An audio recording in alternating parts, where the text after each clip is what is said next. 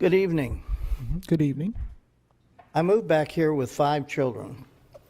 That's wrong, 4 children in 1975. All our children went to your schools, participated in your band programs in middle and high school. We found that was a great way to get them through public schools. So I have a deep interest in this community. I go back to '61 as a freshman at the university. And 3 months ago, roughly, I started coming to these board meetings. I can't even remember how long it was before that I came to them. And it's been a disturbing education, to say the least. I am a retired attorney, and you're chasing me, but I turned 81 just 10 days ago. So I'm wondering, why the heck am I here? Well, I'm realizing that a whole bunch of us out there are fat, dumb, and happy. I take responsible for that. And we're not monitoring what's going on in our schools and our school board. So it has been a disturbing education to attend 4 book objection hearings and seeing how it was conducted in an anti-parent way, in a hostile way, in a way that would intimidate any parent or citizen from objecting to a book if they were going to run that gauntlet that Ms. Siegel has designed. It's unconscionable. Now, I was a city attorney for 19 years, and so I'm familiar with bureaucracies and writing ordinances and resolutions. And I know you have a workshop coming up about rules and so forth. I intend to be there. I sent you a letter a while back with a proposal that does away with these adversarial hearings that Ms. Siegel really thrives on. So I'm suggesting something to you. I've been in contact with the governor's office at the highest levels of the DOE and with other people in this state. There is a hurricane coming to districts like this who don't responsibly implement the 2023 laws in our curriculum materials and our library books. It's going to be a horribly expensive hurricane for this district because this district is known in Tallahassee as a maverick, as a rogue district with rebellious refusal to implement the law and clean up your libraries. It's just so sad at my age and having invested so much in this community to be a witness to what's going on. Thank you. Thank you. Now we're moving on to action item, final order of the book challenge. Ms. Siegel. Thank you, Madam Chair. Today we have brought to you the recommended order created by Dr. Bessie Jackson on the book When Aiden Becomes a Brother by Kyle Lukoff. The hearing was held in this case on April 11th, 2024, and the hearing officer entered a recommended order for the board to consider. The recommended order is attached to the agenda. Superintendent recommends that the school board enter a final order adopting the hearing officer's recommendation as presented by the book for the book When Aiden Becomes a Brother by Kyle Lukoff. All right, you all have heard the recommendation. Second. Ms. Siegel, are you doing 10 minutes or? It is my understanding that Dr. Marule has asked Mr. Edward to present in her stead, and I have no objection to that at this point. For the 10 minutes, okay. That's correct. He has Okay. 10 minutes. Make sure. All right, so we have the motion on the floor. Let's go ahead on this citizen input. Mr. Edward, Thank you, Madam you have Chair. 10 minutes. Members of the board, I'm here representing Dr. Marule, and you should have a copy of my comments in written form. Yes. As I stand before you once again, I must ask, what is the point of this hearing process? Supposedly, it's my opportunity to present my evidence to this board, but the evidence I spent hours compiling and an hour presenting is not even represented in Dr. Jackson's recommended order. The only evidence of mine I presented is that which I submitted with the original objection form at the school level. That evidence has been far succeeded by the evidence I presented at the hearing, which should have been objectively summarized and accurately presented to this board for your decision. That has not happened previously, nor has it happened in this case with the book when Aidan became a brother. Yet again, I'm forced to try to correct the record in only 10 minutes and condense hours of work into these brief comments. Is that fair? Is this fair? Would it be fair to any parent?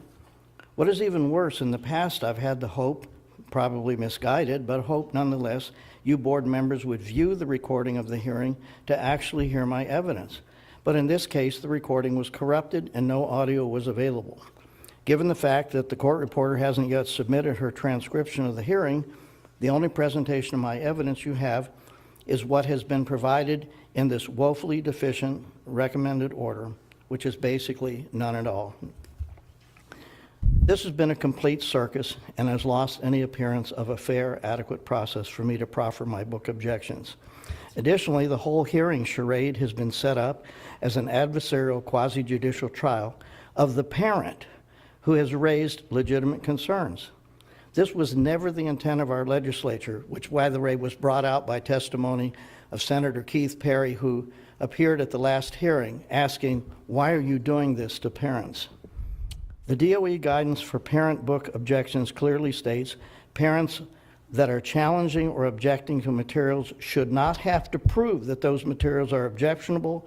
Instead, the individual that chose the materials must be prepared to defend the educational value of the materials if the need arises. I should not have to defend myself or my challenge. Your district elites should have to defend the educational value of the book under statutory criteria. And I should not be subjected to false accusations, ad hominem attacks, and slander. I'm not on trial, or am I? You should be seeking the truth about this text. You should be evaluating the merits of this text, not against your personal opinion or activist ideologies, LGBTQ+ or otherwise, but against the adopted statutory criteria and the state mandated DOE training. Nowhere are these criteria addressed or applied to the text in the recommended order or in the staff attorney's defense of the text. Instead, gross generalizations are made like, this is a good book, or any book that gets children to read should be in the library. Rather, you should be asking, does this book support state standards and curriculum? It does not.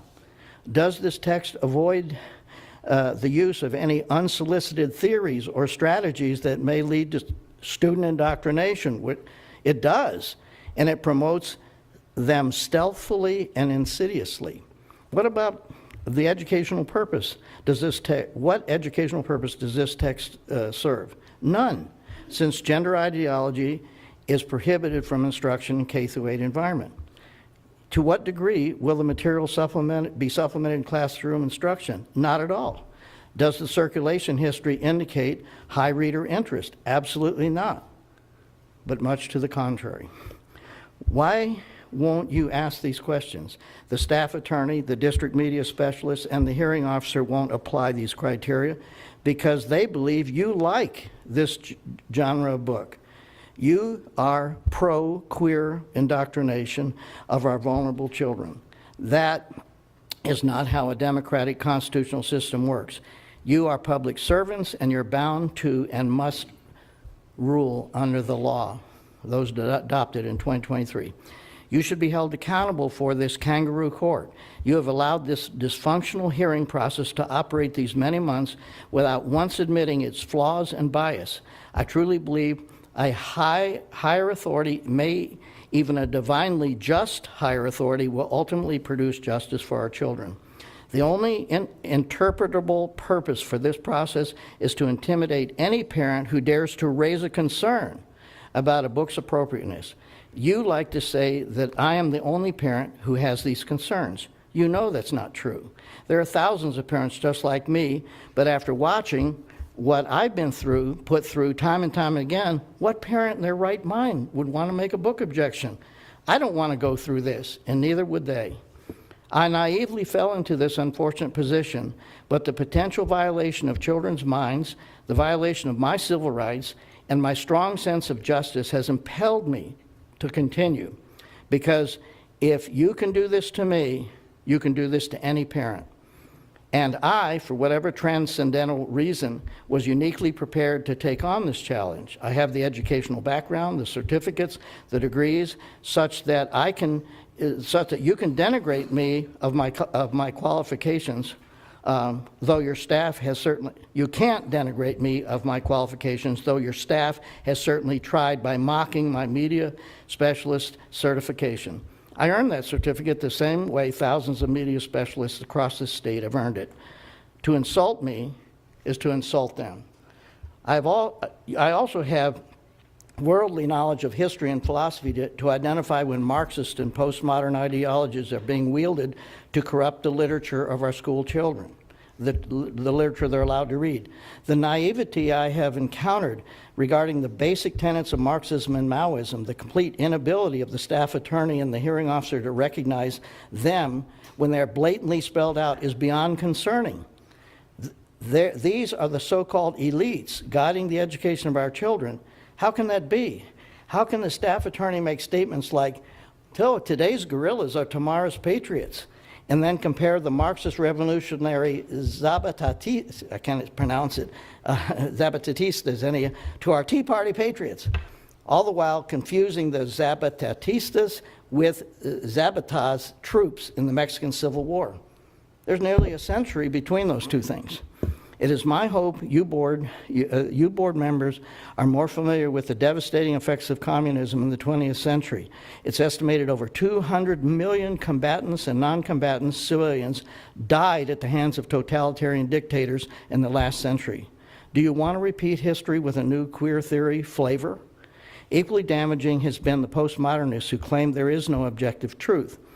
An objective statement of truth that undermines that, which is an objective statement of truth that undermines that very claim.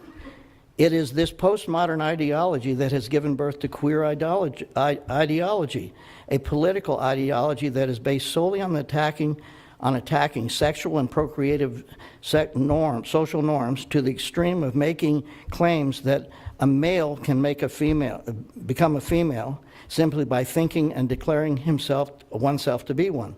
Your own social studies curriculum director, Dr. Ream, went as far as to say moms can produce sperm. This is delusional. This is a form of insanity. But not only is it crazy, it can be harmful to innocent minds. To teach a child you can be born in the wrong body is mental and emotional child abuse. We should not be celebrating this by making a pretty picture book that highlights a girl being told she can be a boy simply by cutting her hair, changing her clothes, painting her room, and giving her a new name, Aidan. Only in the past few weeks have we seen the leak of files from the World Professional Association for Transgender Health, it's WPATH, the leading global transgender healthcare, with a big question mark, body, revealing that WPATH members have become fully aware children and adolescents cannot comprehend the lifelong consequences of gender-affirming care, and in some cases, due to poor health and literacy, neither can their parents. Equally damning is the Cass report, an independent British review. And there are many quotes here from the Cass report, and it looks like I'm not going to have time to read them. So I'm going to go to the end, and I'm going to say, in other words, advocating for social transition in young children will exacerbate the social contagion we are witnessing, an epidemic fueled by the internet and smartphones, a pseudo-gender dysphoria, which, if left alone, would resolve itself naturally as a child grows into puberty. What's even more horrific, you will set a child up on a path of abnormal development and lifelong medical interventions and a much higher suicide rate. Anyhow, so I will finish these comments and Thank you, Mr. public Edward. comment. Okay, thank you. Ms. Jane Spear? Excuse me? Madam Chair, May May the district I'm respond? sorry, Ms. Spear. pardon? Okay, district. Madam Chair, I will just respond briefly. The book, most of what Mr. Edward has said has nothing to do with this book that we're talking about here. It has nothing to do with communism. It has nothing to do with Marxism. It's a book very beautifully illustrated, picture book. It's a book for elementary children on gender identity. It is not a textbook used in a classroom. It's a library book. It's about a little boy who was born with a girl's body, but knew he was really a boy. And it was a story about how his parents accepted him as a boy rather than a girl. And then his mom was going to have another baby. And Aidan was worried about how he could be a good big brother. He didn't want his little brother or sister to grow up confused like he was. And his mom tells him that what he did was teach both mom and dad a lesson, that it is important to love someone for exactly what they are, and that the new baby would be lucky to have Aidan as a big brother, just like they are very happy to have Aidan as a son. That's what this book is about. It's a sweet book. It has no sexual content, just other than this gender identity issue. And it is true, and it's been proven by studies all over the country, and especially in Texas, that if you can get a child to read voluntarily, it helps them with every educational endeavor they can undertake. And the state of Florida has told us that also. On March 11, 2024, a lawsuit was settled. It was between the State Board of Education and the Florida Board of Education with Equity Florida, Family Equity, and numerous parents on behalf of their children. It challenged the constitutionality of what has been called the Don't Say Gay bill occasionally. State boards agreed after settling this lawsuit that the following statements should be considered as the positions of the state of Florida regarding the scope of the statute. The statute only restricts instruction that occurs in a classroom setting. It does not limit mere discussion of gender identity in a classroom or a mere discussion of sexual orientation. It does not restrict the use of a book where there's a mere reference to a gay or transgender person or to a same-sex couple. But most importantly, in a statement later on, it says, library books without more are not classroom instruction and are not covered by the statute. These are the positions of the state of Florida that have been disseminated to the superintendents of all 67 counties to be told that these are our positions. If it is okay to mention or discuss gender identity in a classroom, it is certainly acceptable to have a book on gender identity in a library. That is available if a child wants to read it, but it is not required. The book has been challenged in 9 of the 67 counties here in Florida. It's only been removed 2 times. It was removed in Escambia County and in Manatee County, 2 of the more conservative counties in our state. But ironically, it's remained on the shelf after challenge in 2 very disparate counties. One is Santa Rosa County, again, a conservative county in the Panhandle. It was kept on the shelf in that county. It was kept on the shelf also in Palm Beach County, a more liberal county with a population closer to the population of our county. The district recommends that we follow what Santa Rosa County did, that we follow what Palm Beach County did. It's the recommendation that the book be kept on the shelf. Thank you. Thank you, Ms. Spear.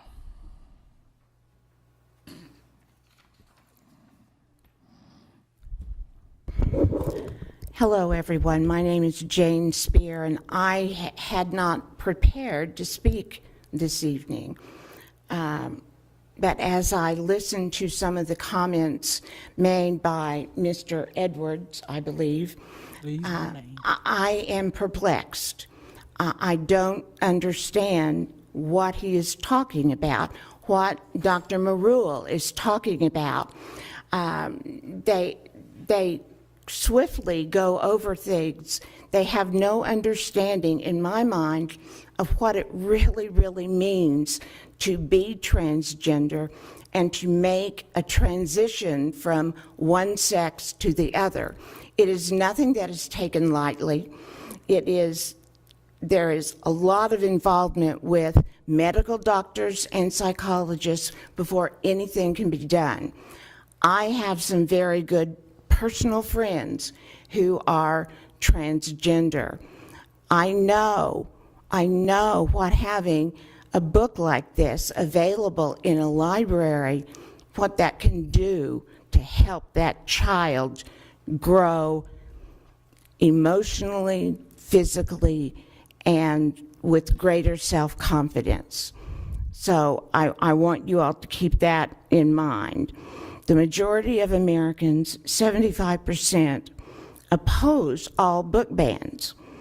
You know, our policy, this school policy is in place that allows for parents to restrict what books their children have access to. And I know that as a mother myself, I have a lot of conversation with my children and my grandchildren. They know what I believe is right and wrong, and I suppose that if I did not have that kind of relationship with them, I might be more frightened about what they might get out there. I urge you to follow your heart, to do what you have been doing, and please, please, don't let this get more out of hand than it already is. Thank you. Thank you. We've heard all of the citizen input on the final order for that book challenge and when Aidan became a brother. All in favor? Aye. Aye. Motion carries unanimously. All right, moving on to citizen input. I have one, Mr. Edward. You have 3 minutes with the board. Mr. Edward? Mm-hmm. No names, please. So, Madam Chairman, I didn't know anything about the CAS report or the WPATH files that were leaked. There's information on YouTube about them. But in Dr. Murrell's comments on the 3 pages from the end, there are excerpts from the CAS report, and you should read them. I think it's the lady sitting behind me who's misinformed about transgendering, and anyone who believes that you can take a biological male and turn them into a biological female has a mental illness, or they're in a high state of delusion. And this is what this is all about. It's entertaining delusions by children, which they have. Children are, by nature, delusional. They haven't plugged in with enough reality. If we affirm their delusions, which is basically what this book and other books that I've seen do, what are we doing? We're encouraging them to believe in a reality that doesn't exist. The fact is that this boy will never have a baby, will never ovulate. And this girl who has top surgery and bottom surgery will never emit sperm. But she won't bear a child if she changes her mind. So I suggest you go on the internet and Google D-trans. Read the tragic stories of parents and children who got caught in this cabal that the lady sitting behind me is promoting in your books and in your libraries. So this is a matter of your personal responsibility. So I'm just going to read this last statement. I'm going to conclude that your decisions that you've made about these books, which are going to be heard at the DOE level and probably in civil court, are going to cost you a great deal of money. But these decisions carry profound implications for the future of children in this county. It is imperative we prioritize the social and emotional well-being and intellectual development of our children above any ideology, any religion that is unscientific, which is what transgenderism is all about. There's no science behind it, and the WPATH file revelations prove that. So you need to step up, be adults, make wise decisions, protect the most vulnerable among us. If not, it's on your shoulders. Moving on to student representative input. Hi, yeah. I don't really have anything at this time. But yeah, thank you. All right, thank you.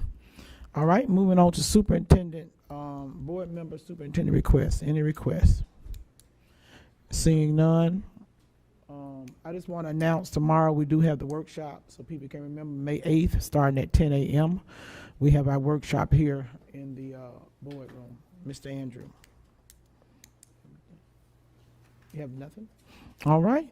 If we don't have anything, this meeting is adjourned at 8:13 p.m. You know what? I got sleep before that. I got sleep.